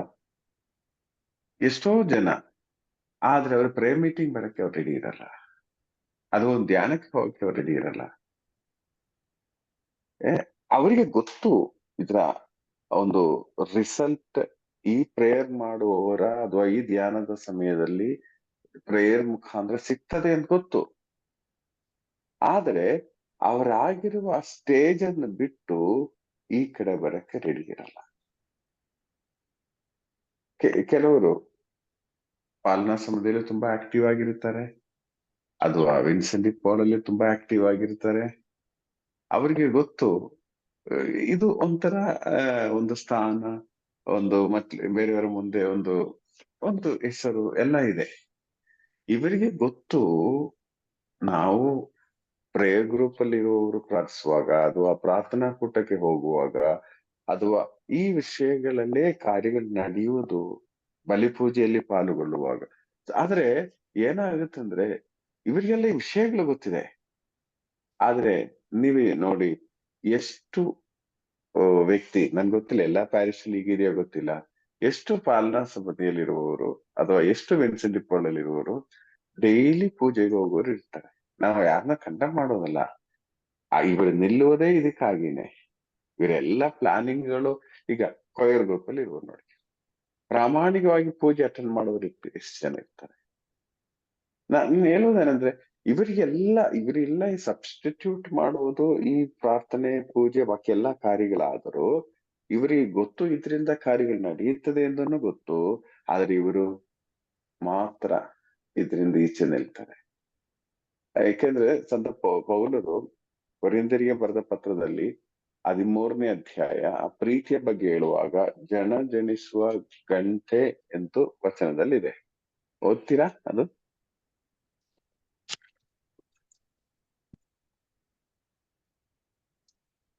ಎಷ್ಟು ಬ್ರದರ್? 13ನೇ ಅಧ್ಯಾಯ, 1 ಕೊರಿಂಥ 13ನೇ ಅಧ್ಯಾಯ 1ನೇ ವಾಕ್ಯದಿಂದ. ಸುರನರ ನುಡಿಗಳ ನಾನಾಡಬಲ್ಲೆನಾದರೂ ಪರಮ ಪ್ರೀತಿಯೊಂದೊಳಗಿಲ್ಲದಿರಲು ನಾ ಕೇವಲ ಗಣಗಣಿಸುವ ಗಂಟೆ, ಗಣಗಣಿಸುವ ಗಂಟೆ. ನೋಡಿ ಏನಂದ್ರೆ ಈ ಚರ್ಚಲ್ಲಿ ಗಣಗಣಿಸುವ ಆ ಒಂದು ಬೆಲ್ಲಿನ ಒಂದು ಪ್ರತ್ಯೇಕತೆ ಏನಿದೆ, ಬೆಲ್ ಹೊಡೆಯುವಾಗ ಎಲ್ರೂ ಪೂಜೆಗೆ ಎಂಟ್ರಿ ಆಗ್ತಾರೆ, ಪೂಜೆಯಲ್ಲಿ ಪಾಲ್ಗೊಳ್ಳುತ್ತಾರೆ, ಎಲ್ಲರನ್ನು ಪೂಜೆಗೆ ಕರ್ಕೊಂಡು ಬರುವ ಒಂದು ಕೆಲಸ ಮಾಡ್ತಾರೆ. ಆದ್ರೆ ಬೆಲ್ಲಲ್ಲಿ ಇರ್ತದೆ, ಬೆಲ್ ಹೊರಗಡೆ ಇರ್ತದೆ, ಬೆಲ್ ಮಾತ್ರ ಆಚೆ ಇರ್ತದೆ. ಎಲ್ಲರನ್ನು ಬೇಕಾದ್ರೆ ಕರ್ಕೊಂಡು ಬರ್ತಾರೆ. ಕೆಲವು ಮನೆಯಲ್ಲಿ ತಂದೆಯಂದ್ರು ಪ್ರಾರ್ಥನೆ ಮಾಡಿಲ್ವಾ, ಬನ್ನಿ ಪ್ರಾರ್ಥನೆ ಮಾಡೋಣದಲ್ಲ ಹೇಳ್ತಾರೆ. ಎಲ್ರು ಒಳಗಡೆ ಹೋಗುವಾಗ ಈ ತಂದೆ ಮಾತ್ರ ಹೊರಗಡೆ ಕೂರ್ತಾರೆ, ಎಲ್ಲರನ್ನು ರೆಡಿ ಮಾಡ್ತಾರೆ. ಅದು ಇವರು ಅದರಲ್ಲಿ ಇನ್ವಾಲ್ವ್ ಆಗಲ್ಲ. ಆಕ್ಚುಲಿ ನೆಬೂಕದ್ನೆಚ್ಚರನ ಒಂದು ನೇಚರ್ ಅದೇ ರೀತಿಯಲ್ಲಿದೆ. ಅವರಿಗೆ ಸತ್ಯ ಗೊತ್ತು, ನಿಜ ದೇವರ ಆತ್ಮರು ಹೊಂದಿರುವ ವ್ಯಕ್ತಿ ಯಾರು, ನಿಜ ದೇವರು ಯಾರು ಎಲ್ಲ ಗೊತ್ತು. ಬಟ್ ಅವರ ಆ ಅವಸ್ಥೆಯಿಂದ ಈಚೆಗೆ ಬರಕ್ಕೆ ಅವರು ರೆಡಿ ಇರಲ್ಲ. ಬೇರೆ ಇದು ನಮ್ಮಲ್ಲೂ ಈ ಒಂದು ಅವಸ್ಥೆಗಳಿದೆ. ಯಾವುದು ಸರಿ ಯಾವುದು ತಪ್ಪು ಎಂದು ಗೊತ್ತಿದ್ದರೂ ಆ ಸಮಯಕ್ಕೆ ಸ್ವಲ್ಪ ಹೆಸರಿಗೆ, ಆ ಸಮಯಕ್ಕೆ ಒಂದು ಆ ಸ್ಥಾನಕ್ಕೆ ತಕ್ಕ ರೀತಿಯಲ್ಲಿ ಕಾಂಪ್ರಮೈಸ್ ಮಾಡುವರು ನಾವು. ಬೇಕಾದ್ರೆ ಈಗ ನಾವು ಪ್ರೇಯರ್ ಬಗ್ಗೆ ಟೇಸ್ಟ್ ಇರುವವರು ಬೇಕಾದ್ರೆ ಹೇಳ್ತಾರೆ. ಈಗ ಜಸ್ಟ್ ಒಂದು ಎಕ್ಸಾಂಪಲ್ ಹೇಳ್ತೀನಿ. ಪ್ರಾರ್ಥನಾ ಕೂಟದಲ್ಲಿರುವ ಒಂದು ವ್ಯಕ್ತಿ, ಪ್ರಾರ್ಥನೆಯ ಮಹತ್ವವನ್ನು ತಿಳಿದ ವ್ಯಕ್ತಿ, ಅವರು ಇನ್ನೊಂದು ಅದೇ ಚರ್ಚಿನ ಇನ್ನೊಂದು ಪಂಗಡದಲ್ಲಿ ಇದೇ ಇಟ್ಕೊಳ್ಳೋಣ, ಇನ್ನೊಂದು ಗ್ರೂಪ್ ಅಲ್ಲಿ ಮೇ ಬಿ ಯಾವುದೇ ಒಂದು ಗ್ರೂಪ್ ಅಲ್ಲಿ ಇದೆ ಅಂದ್ರೆ ಚರ್ಚಲ್ಲಿ ಸುಮಾರು ಗ್ರೂಪ್ಗಳಿದೆಯಲ್ಲ, ಆ ಗ್ರೂಪ್ ಅಲ್ಲಿ ಇರುವ ಮೆಜಾರಿಟಿ ಪ್ರಾರ್ಥನೆಗೆ ಅಗೇನ್ಸ್ಟ್ ಅಂತ ಇಟ್ಕೊಳ್ಳೋಣ. ಇವರೆಲ್ಲ ಸುಮ್ನೆ ಬೊಬ್ಬೆ ಆಗ್ತಾರೆ, ಇವರೆಲ್ಲ ಸುಮ್ನೆ ಕಿರ್ಚಾಡ್ತಾರೆ, ಇವರಿಗೆ ಸ್ವಲ್ಪ ಬುದ್ಧಿ ಕಡಿಮೆ ಇದೆ, ಈ ತರ ಒಂದು ಮೈಂಡ್ ಸೆಟ್ ಇರುವವರು ಆ ಗ್ರೂಪ್ ಅಲ್ಲಿ ಇದಾರೆ ಅಂತ ಇಟ್ಕೊಳ್ಳೋಣ. ಆದ್ರೆ ಈ ವ್ಯಕ್ತಿ, ನಾನು ಹೇಳುವ ಈ ವ್ಯಕ್ತಿ ಪ್ರೇಯರ್ನ ಟೇಸ್ಟ್ ಅನುಭವಿಸಿದ ವ್ಯಕ್ತಿ. ಆದ್ರೆ ಇವರ ಗ್ರೂಪ್ ಅಲ್ಲಿ ಇರುವಾಗ ಪ್ರೇಯರ್ ಬಗ್ಗೆ ಏನ್ ಹೇಳ್ತಾರೆ? ನಾನು ಹೇಳುದು ಅರ್ಥ ಆಗಿದ್ಯಾ? ಸಪೋರ್ಟ್ ಮಾಡ್ತಾರೆ ಅವ್ರಿಗೆ. ಹೌದು ಹೌದು. ಅಯ್ಯೋ ನಾನು ಹೌದು ಬ್ರದರ್, ಇವರಿಗೆ ಇಷ್ಟೇನೆ, ಇವರಿಗೆ ಏನ್ ಬುದ್ಧಿ ಇಲ್ಲ, ಸುಮ್ಮನೆ ಬೊಬ್ಬೆ ಹಾಕಿ ಏನಾದ್ರು ಈ ಅದೇ ಸ್ಟೈಲ್ ಅಲ್ಲಿ ಮಾತಾಡಲು ನಾವು ಪ್ರಯತ್ನ ಪಡ್ತೀವಿ, ದಯಾಲ್ ಅಲ್ವಾ? ನಿಜ ಬ್ರದರ್, ನಾವ್ ಅಲ್ಲಿ ಪ್ರೇಯರ್ದು ಪವರ್ಫುಲ್ ಪ್ರೇಯರ್ದು ಅದ್ರದ್ದು ಯಾವ್ದನ್ನು ನಾನು ಅವ್ರಿಗೆ ಹೇಳೋದಿಲ್ಲ. ಅವ್ರಿಗೆ ಸಪೋರ್ಟ್ ಮಾಡ್ಕೊಂಡ ಅದೊಂದು ಯಾವಾಗ್ಲೂ ಅದನ್ನ ಮಾಡ್ತಾರೆ, ಅದಕ್ ಬೇರೆ ಹಿಂಗೆ ಸುಮ್ನೆ ಏನೇನೋ ಹೇಳೋದು ಸಹಜ ಬ್ರದರ್. ಅಂದ್ರೆ ಪ್ರಿಯರೇ, ಈ ಸ್ವಭಾವ ನೆಬೂಕದ್ನೆಚ್ಚರ್ ಬಗ್ಗೆ ನಾವು ಯೋಚನೆ ಮಾಡುವ ಅದು ಈ ಗುಣಗಳೆಲ್ಲ ನಮ್ಮಲ್ಲೂ ಒಂದು ಲೆವೆಲ್ ಅಲ್ಲಿ ಇದ್ದೇ ಇದೆ. ನಾವು ನಿಜ ದೇವರನ್ನು ತಿಳಿದರೂ, ನಿಜ ದೇವರನ್ನು ತಿಳಿಯುವ ಮಾರ್ಗ ಕಂಡುಹಿಡಿದರೂ ನಾವು ಅದಕ್ಕೆ ಯಾವ ಪಬ್ಲಿಸಿಟಿನೂ ಕೊಡಲ್ಲ.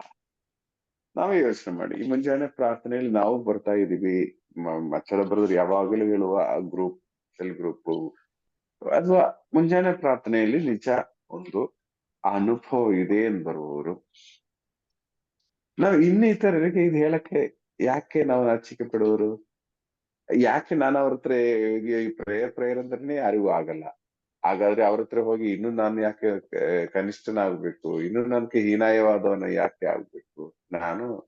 ನನ್ ಪ್ರಾರ್ಥನೆ ನಾನಾಯ್ತು, ಈ ಒಂದು ಸ್ಟೈಲ್ ಅಲ್ಲಿ ಮೆತ್ತಿಗೆ ನಾವು ಚಿಂತಿಸಲು ಪ್ರಾರಂಭಿಸೋದಾದ್ರೆ ನಮ್ಮಲ್ಲೂ ಈ ನೆಬೂಕದ್ನೆಚ್ಚರನ ಆತ್ಮ ಶಕ್ತವಾಗಿ ಕ್ರಿಯೆ ಮಾಡುತ್ತಾ ಇದೆ ಅನ್ಸುತ್ತೆ. ಪ್ರಿಯರೇ, ಇದು ನಾವು ತುಂಬಾ ಸೀರಿಯಸ್ ಆಗಿ ತಗೋಬೇಕು ನಾವು ಹೇಗಿದ್ದೀವಿ. ಯಾಕಂದ್ರೆ ನೆಬೂಕದ್ನೆಚ್ಚರನ ಪ್ರತ್ಯೇಕ ಏನಂದ್ರೆ ಸತ್ಯ ಗೊತ್ತಿದೆ, ಆದ್ರೆ ಸತ್ಯಕ್ಕಾಗಿ ನಿಲ್ಲಲ್ಲ. ಅಗತ್ಯ ಬರುವಾಗ ಮಾತ್ರ ಬೇಕು ದಾನಿಯೇಲನ ದೇವರು. ಈ ಒಂದು ನೇಚರ್ ಒಂದು ಮಟ್ಟಕ್ಕೆ ನೆಬೂಕದ್ನೆಚ್ಚರನ ಆತ್ಮ ನಮ್ಮ ಸಭೆಯಲ್ಲಿ ಸುಮಾರು ಜನರನ್ನು ಆಕ್ರಮಿಸಿ ಸ್ವಂತವಾಗಿಸಿದೆ. ಸತ್ಯ ಗೊತ್ತಿದೆ, ಆದ್ರೆ ಸತ್ಯ ದೇವರು ನನಗೆ ಬೇಡ, ನನಗೆ ಅಗತ್ಯ ಆಗುವಾಗ ಅವರು ಕಾರ್ಯ ಮಾಡಿದ್ರೆ ಸಾಕು, ಅದುವರೆಗೆ ಅವರು ಬೇಡ. ಓಕೆ, ಸೊ ಈಗ ಈ ದಾನಿಯೇಲನ ಇನ್ನೊಂದು ಪ್ರತ್ಯೇಕ ನಾವು ಇದರಲ್ಲಿ ಕಾಣುವಾಗ ಪ್ರಿಯರೇ, ಈ ಫಸ್ಟ್ ಕನಸು ಸ್ವಲ್ಪ ಪಾಸಿಟಿವ್ ಇತ್ತು, ರಾಜನಿಗೆ ಹೇಳಕ್ಕೆ ಓಕೆ ಇತ್ತು. ಯಾಕಂದ್ರೆ ನೀವು ಚಿನ್ನ, ನಿಮ್ಮ ತಲೆ ನೀವೇ ಮೇನ್, ಇದೆಲ್ಲ ಹೇಳಕ್ಕೆ ನಮ್ಗೆ ಅರ್ಥ ಹೇಳುವವರಿಗೆ ಪ್ರಾಬ್ಲಮ್ ಇಲ್ಲ. ಆದ್ರೆ ಸೆಕೆಂಡ್ ಕನಸಲ್ಲಿ ಏನಂದ್ರೆ ಈ ಮರ ದಾನಿಯೇಲ, ಈ ಮರ ಕಡಿದಾಕ್ತಾರೆ, ಇದಾದ್ಮೇಲೆ ಇದು ಗುಲಾಮರಾಗಿ ಹೋಗುವ ಸಾಧ್ಯತೆ ಇದೆ. ಪ್ರಿಯರೇ, ಈ ದಾನಿಯೇಲನ ಇನ್ನೊಂದು ಗುಣ ನಾವು ನೋಡುವುದಾದ್ರೆ, ಅವನ್ ದೇವ್ರೇನ್ ತೋರಿಸ್ತಾರೋ ಅದರಲ್ಲಿ ಚೂರು ನೀರು ಸೇರಿಸದೆ, ಕಾಂಪ್ರಮೈಸ್ ಮಾಡದೆ ಸತ್ಯವಾಗಿನೇ ರಾಜನಿಗೆ ಹೇಳುತ್ತಾ ಇದ್ದಾರೆ. ಪ್ರಿಯರೇ, ಇಲ್ಲಿ ನಾವು ಕಾಣಬೇಕಾದ ಈ ದಾನಿಯೇಲನ ಗ್ರಂಥದಲ್ಲಿ ನಾವು ಕಾಣಬೇಕಾದ ಒಂದು ಮುಖ್ಯವಾದ ಒಂದು ವಿಷಯವಿದೆ. ಆ 3 ಯುವಕರನ್ನು ಬೆಂಕಿಗೆ ಹಾಕಿದ್ರಲ್ಲ, ಈಗ ನಮಗೂ ಒಂದು ಸಂಶಯ ಬರುತ್ತೆ, ಈ ಲೋಕದಲ್ಲಿ ನಾವು ಸತ್ಯಕ್ಕಾಗಿ ನಿಲ್ಲಕ್ಕಾಗ್ತದ? ಸತ್ಯಕ್ಕಾಗಿ ನಿಂದ್ರೆ ನಮ್ಮ ಅವಸ್ಥೆ ಏನಾಗ್ತದೆ? ಶಶಿಕಲಾ ಏನ್ ಹೇಳ್ತೀರಾ? ಸತ್ಯಕ್ಕಾಗಿ ನಿಲ್ಲಕ್ಕಾಗುತ್ತಾ? ನಾವು ಆಫೀಸಲ್ಲಾಗ್ಲಿ ಮನೆಯಲ್ಲಾಗ್ಲಿ ನಿಜ ಸತ್ಯವನ್ನು ತಿಳಿದ ನಂತರ ಇದೇ ಸತ್ಯ, ಇದಕ್ಕಾಗಿ ನೀವು ಜೀವ ಕೊಡಬೇಕು ಅಂತ ಹೇಳಕ್ಕೆ ನಮ್ಮಿಂದ ಆಗ್ತದೆ? ನಮ್ದಂತೂ ಇಂಟೆನ್ಷನ್ ಅದೇ ಇರುತ್ತೆ ಬ್ರದರ್. ಇಂಟೆನ್ಷನ್ ಅದಿರ್ತದೆ, ಆದ್ರೆ ನಾವು ಹೇಳಲ್ಲ. ಅಲ್ಲಿ ಇದು ಮಾಡಕ್ಕಾಗಲ್ಲ. ಈಗ ಅಲ್ಲಿ ಬ್ರದರ್, ಅಲ್ಲಿ 3 ಯುವಕರು ಬೆಂಕಿಯಿಂದ ಬಚ್ಚೋದ್ರಂತ ಅದನ್ನ ನಂಬ್ಕೊಂಡು ನಾವು ಸತ್ಯಕ್ಕಾಗಿ ನಿಂತ್ರೆ ನಾವು ಸುಟ್ಟೋಗಿರ್ತೀವಿ ಗ್ಯಾರಂಟಿ. ಹೀಗಾಗಿ ನಾವು, ಯಾಕಂದ್ರೆ ಅದೊಂದು ಇನ್ಸಿಡೆಂಟ್ ಅಷ್ಟೇ ಅವ್ರು ಬಚ್ಚೋದ್ರು ಬೆಂಕಿಯಿಂದ. ಬೇರೆ ಎಷ್ಟೋ ಘಟನೆಗಳಲ್ಲಿ ಅವ್ರು ಸತ್ತು ಹೋಗಿರೋದಿದೆ. ಮತ್ತೆ ಎರಡನ್ನು ನೋಡುವಾಗ ನಾವ್ ಹೆಂಗೆ ಯಾವ ಗ್ಯಾರಂಟಿ ಮೇಲೆ ಸತ್ಯಕ್ಕಾಗಿ ನಿಲ್ಲಕ್ ಸಾಧ್ಯ? ಈ ಲೋಕದಲ್ಲಿ ಬಾಳ್ಬೇಕು ಅಂದ್ರೆ ನಾವು ಸತ್ಯಕ್ಕಾಗಿ ನಿಲ್ಲೋದು ಕಷ್ಟ ಆಗ್ತದೆ. ಅಲ್ಲ ದಯಾಲೆ, ಏನಂದ್ರೆ ಇಲ್ಲಿ ನೋಡಿ, ಇವರು ಒಫಿಷಿಯಲ್ಸ್, ರಾಜನ ಒಫಿಷಿಯಲ್ಸ್. ಆದ್ರೆ ದಾನಿಯೇಲ್, ನೀವು ಥ್ರೂ ಔಟ್ ದಾನಿಯೇಲ್ ಅಧ್ಯಾಯ ಓದುವಾಗಲೂ ಕಾಣಬಹುದು, ದಾನಿಯೇಲ್ ಮಾತ್ರ ಆ ಹೈಯರ್ ಒಫಿಷಿಯಲ್ ಆದರೂ ನಿಜ ದೇವರನ್ನು ಬಿಟ್ಟು ನಿಲ್ಲಲಿಲ್ಲ, ಸತ್ಯಕ್ಕೆ ಎಗೇನ್ಸ್ಟ್ ಆಗಿ ನಿಲ್ಲಲಿಲ್ಲ. ದಾನಿಯೇಲ್ ಏನೂ ಆಗಿಲ್ಲ. 3 ಯುವಕರು ಅವರು ಸತ್ಯಕ್ಕೆ ಅಗೇನ್ಸ್ಟ್ ಆಗಿ ಕಾಂಪ್ರಮೈಸ್ ಮಾಡಿ, ಇವ್ರು ಯಾರು ಒಂಥರ ಮೋಕರಿ ತೋರಿಸಿಲ್ಲ. ಅಂದ್ರೆ ಅವರು 3 ಡಿಸ್ಕಸ್ ಮಾಡ್ಬೋದಿತ್ತು, ಶದ್ರಕ್ ಮೇಷಕ್ ಅಬೇದ್ನೆಗೋ, ನಾವೊಂದ್ ಕೆಲಸ ಮಾಡೋಣ, ನಮ್ ಮನ್ಸಿನಲ್ಲಿ ನಾವು ನಿಜ ದೇವರನ್ನೇ ಆರಾಧಿಸೋಣ, ಯಾವೇನು ಮಾತ್ರ ಆರಾಧಿಸೋಣ, ರಾಜನನ್ನು ತೋರಿಸೋಕೆ ಬೇಕಾದ್ರೆ ಒಂದು ನಮಸ್ಕಾರ ಮಾಡೋಣ, ಅದಕ್ಕೆ ಏನಾಗ್ತದೆ. ನಮ್ಮ ಮನಸ್ಸಿನಲ್ಲಿ ಪ್ರಿಯರೇ, ಇವರು ಈ ಒಂದು ಡಬಲ್ ಗೇಮಿಗೆ ನಿಲ್ಲಲಿಲ್ಲ. ಅವರು ಫರ್ಮ್ ಆಗಿ ಉತ್ತರವನ್ನು ಕೊಟ್ಟಾಗ ಏನಾಗಿದೆ, ನಾನು ಇದು ನಾವು ಡಿಸ್ಕಸ್ ಮಾಡುವಾಗ ಅರ್ಥ ಮಾಡ್ಬೇಕಾಗಿರೋದು ಒಂದು ಸಂದರ್ಭ. ಪೌಲ್ ಹೇಳಿದ ಪಾಯಿಂಟ್ ನಾನು ಮುಂಚೆನೆ ಹೇಳಿದ್ದೇನೆ, ನಾನು ಸಾಯೋದು ನನಗೆ ಒಳ್ಳೆಯದು ಅಲ್ಲ, ಇನ್ನು ನಾನು ಬದುಕಿ ಸ್ವಲ್ಪ ದಿನ ನಾನು ಜೀವಿಸೋದಾದ್ರೆ ಅದು ದೇವರ ಸಾಮ್ರಾಜ್ಯಕ್ಕೆ ಒಳ್ಳೇದಾಗಿದ್ರೆ ಓಕೆ, ಅದಕ್ಕೂ ನಾನು ರೆಡಿ. ಅಂದ್ರೆ ಇಮಿಡಿಯೇಟ್ ಆಗಿ ದೇವರ ಪ್ರಸನ್ನತೆಗೆ ಹೋಗುವುದೇ ನನಗೆ ಒಳ್ಳೆಯದು. ಇಲ್ಲ, ಇನ್ನು ಸ್ವಲ್ಪ ಬದುಕಿ ದೇವರಿಗೆ ಇನ್ನು ಒಳ್ಳೇದು ಏನಾದ್ರು ದೇವರ ಸಾಮ್ರಾಜ್ಯಕ್ಕಾಗಿ ಒಳ್ಳೇದು ಮಾಡಕ್ಕಾಗೋದ್ರೆ ಓಕೆ. ಇದು ನಾವು ಮೈಂಡ್ ಅಲ್ಲಿ ಇರುವಾಗ ಪ್ರಿಯರೇ, ನಾವು ಸಾಯೋದರ ಬಗ್ಗೆ ನಾವು ಭಯಪಡುವವರಿಗೇನೆ ಈ ಪ್ರಾಬ್ಲಮ್ ಇರ್ಬೋದು. ಸತ್ತರೆ ನಮ್ಗೆ ನಿಜ ಲಾಭ ಎಂಬ ಅವಸ್ಥೆ. ಸತ್ತರೆ ಅಂತ ಹೇಳುವಾಗ ಈ ರೀತಿ ಒಂದು ಮಾರ್ಟಿಡಮ್, ರಕ್ತ ಸಾಕ್ಷಿ ಆಗ್ಬೋದು, ಆ ಒಂದು ಮೈಂಡ್ ಸೆಟ್ಗೆ ನಾವು ಬಂದ್ಬಿಡುವಾಗ ಪ್ರಿಯರೇ, ಸ್ಟೆಫಾನನ ಹಾಗೆ ಕಲ್ಲು ಬಿದ್ದರೂ ಅವ್ರಿಗೆ ಏನ್ ಅನಿಸಲ್ಲ ಎಂಬ ಒಂದು ಸ್ಟೇಜಿಗೆ ನಾವು ತಲುಪ್ತೇವೆ. ಅದರಿಂದ ಪ್ರಿಯರೇ, ನಮ್ಮ ಟಾರ್ಗೆಟ್ ಏನು ಎಂಬುದೇ ಮೇನ್. ನಮ್ಮ ಟಾರ್ಗೆಟ್ ಆ ದೇವರೊಂದಿಗಿರುವ ಜೀವನನ. ಈಗ ನೋಡಿ, ಈಗ ನಾವು ಬಂದಿದ್ದೀವಿ ಭೂಮಿಗೆ, ಎಷ್ಟು ದಿನ ಭೂಮಿಯಲ್ಲಿ ಇರಕ್ಕಾಗುತ್ತೆ? ಕೆಲವರಿಗೆ 10 ವರ್ಷ ಇರುತ್ತದೆ, ಕೆಲವರಿಗೆ 50 ವರ್ಷ ಇರುತ್ತೆ, ಕೆಲವತ್ತು 60 ವರ್ಷ ಇರುತ್ತೆ. ಸೊ ಈ ಒಂದು ಟೈಮಿಗೆ ಮಾತ್ರ ನಾವು ಇಲ್ಲಿ ಬಂದಿರುವುದು, ಅದು ದೇವರು ಕೊಟ್ಟಿರುವ ಆ ಟೈಮಿಗೆ. ಅದು ನಮ್ಗೆ ಯಾರಿಗೂ ಗೊತ್ತಿಲ್ಲ ಟೈಮ್ ಯಾವಾಗ ಅಂತ ಹೇಳಿ. ಸೊ ದೇವರು ಕೊಟ್ಟಿರುವ ಆ ಟೈಮಿವರೆಗೆ ನಾವು ಇರುವುದು. ನೀವ್ ಏನೇ ಹೇಳಿ, ಏನೇ ಹೇಳದೇ ಇರ್ಲಿ, ದೇವರು ನಿಮ್ಗೆ 75 ವರ್ಷ ಜೀವಿಸಬೇಕು ಎಂದು ಪ್ಲಾನ್ ಇಟ್ಟಿದ್ರೆ 75 ವರ್ಷ ನೀವಲ್ಲಿ ಬದುಕಬೇಕು. ಅದರಲ್ಲಿ ಇಲ್ಲಿ ಸ್ವಲ್ಪ ಕಾಂಪ್ರಮೈಸ್ ಮಾಡಿದ್ರೆ ಇನ್ನು ಸ್ವಲ್ಪ 85 ಆಗುತ್ತೆ ಅಂತ ಏನೂ ಇಲ್ಲ. ಸೊ ಅದರಿಂದ ಪ್ರಿಯರೇ, ಈ ಒಂದು ವಿಷಯದಲ್ಲಿ ನಮ್ಮ ತುಂಬಾ ನಾವು ಟೆನ್ಷನ್ ಆಗೋ ಅಗತ್ಯ ಇಲ್ಲ ನನ್ಗೆ ಅನಿಸ್ತಾ ಇದೆ. ನಾವು ಸತ್ಯಕ್ಕಾಗಿ ನಿಂದಿದೆ ಅಂತ ಹೇಳಿ ದೇವರು ನೇಮಿಸಿದ ಸಮಯದವರೆಗೆ ರೀಚ್ ಆಗಲ್ಲ ಅಂತಲ್ಲ, ಆದ್ರೆ ಇದು ನಮ್ಮ ಮೈಂಡಿಗೆ ಬರ್ಬೇಕು. ದಾನಿಯೇಲ್ ನೋಡಿ, ಪಾಸಿಟಿವ್ ಆಗಿರ್ಲಿ ನೆಗೆಟಿವ್ ಆಗಿರ್ಲಿ ಓಪನ್ ಆಗಿ ಹೇಳ್ತಾ ಇದ್ದಾರೆ. ದಾನಿಯೇಲ್ ಗೊತ್ತು, ನನಗೆ ನೇಮಿಸಿದ ಆ ಸಮಯ ಇದೆಯಲ್ಲ, ಅದುವರೆಗೆ ನಾನು ಇದ್ದೇ ಇರ್ತೇನೆ, ರಾಜನು ನನ್ನನ್ನು ಏನ್ ಮಾಡಕ್ಕಾಗಲ್ಲ. ನನ್ಗೆ ನೇಮಿಸಿದ ಸಮಯ ಆದ್ರೆ ರಾಜನೇನ್ ಮಾಡದೇ ಇದ್ರು ನನ್ಗೆ ಬದುಕಕ್ ಕಂಟಿನ್ಯೂ ಮಾಡಕ್ಕಾಗಲ್ಲ.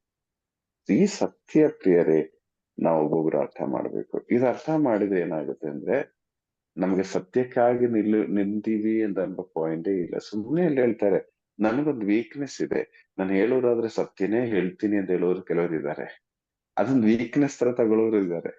ಪ್ರಿಯರೇ, ನಾವು ಈ ಒಂದು ದಾನಿಯೇಲನ ಗ್ರಂಥದಲ್ಲಿರೋ ಹಾಗೆ ಒಫಿಷಿಯಲ್ಸ್ ಆಗಲಿ ಸಾಧಾರಣ ಜನರಾಗ್ಲಿ ದೇವರ ವಚನ ಅನುಸರಿಸಿ ಜೀವಿಸಲು ನಿಲ್ಲುವಾಗ ಇಮಿಡಿಯೇಟ್ ಆಗಿ ನಮ್ದು ಮುಗಿಯಿತು ಅಂತ ಹೇಳಿ ಭಯಪಡುವ ಬೇಕಾದಾಗತ್ತಿಲ್ಲ. ನಮ್ಗೆ ಟೈಮ್ ಕೊಟ್ಟಿರುವ ಟೈಮ್ ವರೆಗೆ ದೇವರು ನಮ್ಮನ್ನು ಮುಟ್ಟಕ್ಕೆ ಬಿಡ.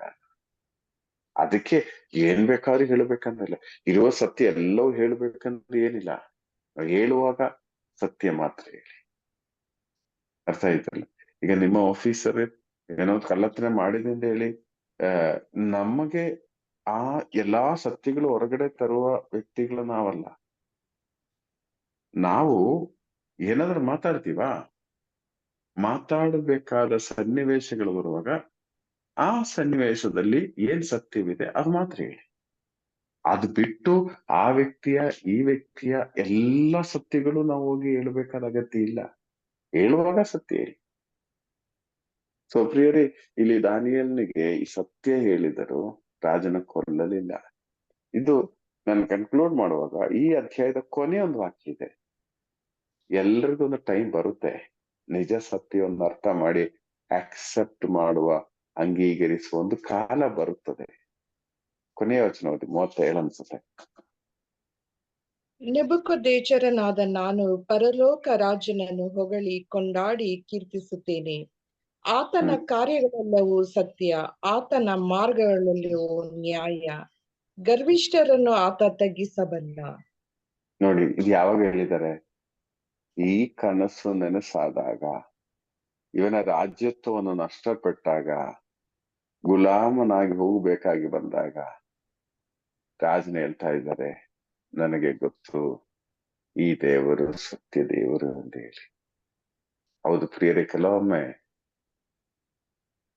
ನಿಜ ದೇವರನ್ನು ವಿಶ್ವಾಸಿಸುವ ನಾವು ಆ ನಿಜ ವಿಶ್ವಾಸವನ್ನು ಹೇಳಕ್ಕೆ ಸಾಧಾರಣ ಅವಸ್ಥೆಯಲ್ಲಿ ಕೆಲವೊಮ್ಮೆ ಸಾಧ್ಯ ಆಗ್ಬೇಕಂದಿಲ್ಲ. ಆದರೆ ಕೆಲವೊಮ್ಮೆ ಪೆಟ್ಟುಗಳು ಬೀಳುವಾಗ, ಈ ನೆಬೂಕದ್ನೆಚ್ಚರನ ಅವಸ್ಥೆಗಳು ಬರುವಾಗ ನಾವು ನಿಜ ದೇವರನ್ನ ಕಂಡುಹಿಡಿಯುವ ಸಾಧ್ಯತೆ ಇದೆ. ಅದರಿಂದ ಪೆಟ್ಟುಗಳಿಗಾಗಿ ದೇವರಿಗೆ ಸ್ತೋತ್ರವನ್ನು ಸಲ್ಲಿಸೋಣ. ಅದುವರೆಗೆ ನಾವು ಬ್ಯಾಲೆನ್ಸ್ ಮಾಡಿಬಿಡ್ತೀವಿ. ಬ್ಯಾಲೆನ್ಸ್ ಮಾಡಿ 2 ಕಾಲಲ್ಲಿ ನಿಂತು ಬಿಡ್ತೀವಿ. ಆದ್ರೆ 2 ಕಾಲಲ್ಲೂ ಗ್ರಿಪ್ ಇಲ್ಲ ಎಂಬ ಅವಸ್ಥೆ ಬರುವಾಗ ನಿಜ ದೇವರನ್ನು ನಾವು ಕಂಡುಹಿಡಿತೀವಿ. ಪ್ರಿಯರೇ, ಇದು ಈ ಒಂದು ಲೆವೆಲ್ಗೆ ನಾವು ಹೋಗದೇನೆ 2 ಕಾಲಲ್ಲೂ ಗ್ರಿಪ್ ಇರುವಾಗಲೇ ನಿಜ ದೇವರನ್ನು ಕಂಡು ಹಿಡಿದು ಆಶ್ರಯಿಸುವವರಿಗಾಗಿ ನಾವು ದೇವರಿಗೆ ಸ್ತೋತ್ರವನ್ನು ಸಲ್ಲಿಸೋಣ. Praise the Lord. KJ sir. Praise the Lord sir. ಪ್ರಿಯರೇ, ಇಂದು ನಮಗೆ ನಮ್ಮ ಸಿಸ್ಟರ್ ವೆರೋನಿಕಾ ದಾನಿಯೇಲನ 4ನೇ ಅಧ್ಯಾಯ 18ರಿಂದ 23ರವರೆಗೆ ನಮ್ಗೆ ಚೆನ್ನಾಗಿ ವಿವರಿಸಿಕೊಟ್ಟಿದ್ದಾರೆ, ಚೆನ್ನಾಗಿ ಮಾತನಾಡಿದ್ದಾರೆ, ಚೆನ್ನಾಗಿ ಪ್ರಿಪೇರ್ ಆಗಿದ್ದಾರೆ, ಮತ್ತೆ ಅಭಿಷೇಕದಿಂದ ಅವರು ಮಾತನಾಡಿದ್ದಾರೆ ಅನ್ನೋದು ನಮ್ಗೆ ಅರ್ಥ ಆಯ್ತು. ಅದಕ್ಕೆ ಪೂರಕವಾಗಿ ಜಾಯ್ ಬ್ರದರ್ ಕೂಡ ನಮಗೆ ಕೆಲವು ವಿಚಾರಗಳನ್ನ, ಸೂಕ್ಷ್ಮತೆಗಳನ್ನ ತಿಳಿಸ್ಕೊಟ್ಟಿದ್ದಾರೆ. ಇವತ್ತಿಗೂ ಕೂಡ ನಮ್ಮಲ್ಲಿ ನೆಬೂಕದ್ನೆಚ್ಚರನಂತೆ ಬದುಕುವ ಅವನ ಆತ್ಮ ನಮ್ಮಲ್ಲಿ ಇನ್ನೂ ಜೀವಂತವಾಗಿದೆ ಅನ್ನೋದನ್ನ ತಿಳಿಸ್ಕೊಟ್ಟಿದ್ದಾರೆ. ಸೊ ಇದಕ್ಕೆ ನಾವು ದೇವರ ಪರವಾಗಿ ನಿಂತರೆ, ನಾವು ಪ್ರಾಮಾಣಿಕವಾಗಿ ದೇವರ ಪರವಾಗಿ ನಿಂತರೆ, ಅದು ಯಾವುದೇ ಕಾಲ ಆಗ್ಲಿ, ಯಾವುದೇ ಸಮಯ ಆಗ್ಲಿ, ಖಂಡಿತ ದೇವರು ನಮ್ಮನ್ನ ಕಾಪಾಡ್ತಾರೆ. ದಯಾಳ್ ಬ್ರದರ್ ಹೇಳಿದರು, ಈ ಕಾಲದಲ್ಲಿ ಅದು ಕಷ್ಟ. ಹೌದು, ಈ ಕಾಲದಲ್ಲಿ ಅದು ಕಷ್ಟವೇ, ತುಂಬಾ ಕಷ್ಟವೇ. ಯಾಕಂದ್ರೆ ವಿಶ್ವಾಸವೂ ಕಡಿಮೆ, ಮತ್ತೆ ಪರಿಸ್ಥಿತಿಗಳು ಭಯಂಕರ. ನಮ್ಮ ಪರಿಸ್ಥಿತಿಗಳು ಸಮಾಜದಲ್ಲಿ ಅಷ್ಟೊಂದು ಭಯಂಕರವಾಗಿ ಇದೆ. ಆದ್ರಿಂದ ನಮಗೆ ಆಗ ಅನಿಸುತ್ತೆ. ಆದ್ರೆ ನಾವು ಆ ಕಂದಮಾಲ್ ಮತ್ತೆ ಮಣಿಪುರ್ ಈ ಪ್ರದೇಶಗಳನ್ನ ನೋಡಿದಾಗ, ಅಲ್ಲಿ ಕ್ರೈಸ್ತರು ಅನುಭವಿಸಿದ ಯಾತನೆಯನ್ನು ನಾವು ಗಮನಿಸುವಾಗ, ಸೊ ಆ ಕಾಲ ಎಷ್ಟೇ ಬದಲಾಗ್ಲಿ, ದೇವರು ದೇವರೇ. ಆಗ ದೇವರು, ಈಗ ದೇವರು, ಯಾವ ಎಂದೆಂದಿಗಿರುವ ದೇವರು. ಸೊ ಕಾಪಾಡ್ತಾರೆ. ಟೈಮಿಂಗ್ಗೆ ನಮ್ಗೆ ತೊಂದರೆ ಆಗ್ಬೋದು, ಟೈಮಿಂಗ್ಗೆ ನಾವು ಪ್ರಾಣನೇ ಹೋಗ್ಬೋದು, ಅಥವಾ ಕಷ್ಟ ನಷ್ಟಗಳನ್ನ ಅನುಭವಿಸ್ಬೋದು. ಆದ್ರೆ ದೇವರು ಕಾಪಾಡ್ತಾರೆ. ಬಹುಶಃ ಇದು ನಾವು ತ್ಯಾಗ ಮಾಡಿದ್ರೆ ಅದು ಧರ್ಮಸಭೆಗೆ ಬೆಳೆಸುವುದಕ್ಕಾಗಿ. ಸೊ ದೇವರು ಆರಿಸ್ಕೊಂಡಿದ್ರೆ, ಮುಂಚೆನೆ ದೇವರು ನಮ್ಮನ್ನ ಆರಿಸ್ಕೊಂಡಿದ್ರೆ, ನಾವು ರಕ್ತಸಾಕ್ಷಿ ಆಗ್ಬೇಕಂತ ಅದನ್ನ ತಪ್ಪಿಸ್ಲಿಕ್ಕೆ ಯಾರಿಂದಲೂ ಸಾಧ್ಯ ಇಲ್ಲ. ಸೊ ಎಲ್ರನ್ನೂ ದೇವರು ಆರಿಸ್ಕೊಳ್ಳೋದಿಲ್ಲ. ಯಾರಿಗೆ ಆ ಒಂದು ಗ್ರೇಸ್, ಅದ ಒಂದು ಇದೆ, ದಯೆ ಇದೆ, ಅಂತವ್ರು ಮಾತ್ರ ಅಂತ ಸ್ಥಾನಗಳಿಗೆ ಬರ್ಲಿಕ್ಕೆ ಸಾಧ್ಯ. ಯಾಕಂದ್ರೆ ಎಲ್ರೂ ರಕ್ತಸಾಕ್ಷಿಗಳಾಗ್ಲಿಕ್ಕೆ ಸಾಧ್ಯ ಇಲ್ಲ. ಸೊ ಹಾಗಾಗಿ ನೆಬೂಕದ್ನೆಚ್ಚರ್ ಎಷ್ಟು ಅಹಂಭಾವಿ, ಎಷ್ಟು ಗರ್ವನಾಗಿದ್ನೋ, ಅಷ್ಟೇ ಹಂಬಲ್ ಆಗಿ ಅವನು ಪಾಠವನ್ನ ಕಲಿತಾನೆ. ಕೊನೆಗೆ ಅವನು ನಿಜ ದೇವರನ್ನ ಅರ್ಥ ಮಾಡ್ಕೊಂಡು ನಿಜ ದೇವರನ್ನ ಒಪ್ಕೊಳ್ತಾನೆ. ಸೊ ಇದನ್ನೊಂದು ಎಚ್ಚರಿಕೆ ನಮ್ಗೆ. ನೆಬೂಕದ್ನೆಚ್ಚರನ ಒಂದು ಪಾಠ ನಮ್ಗೆ ಎಚ್ಚರಿಕೆ. ಉಳಿದ ವಿಚಾರಗಳನ್ನ ನಾನು ರೀಕ್ಯಾಪ್ ಅಲ್ಲಿ ಮುಂದುವರಿಸ್ತೀನಿ. Thank you sir. Brother praise the Lord. KJ sir ಮತ್ತು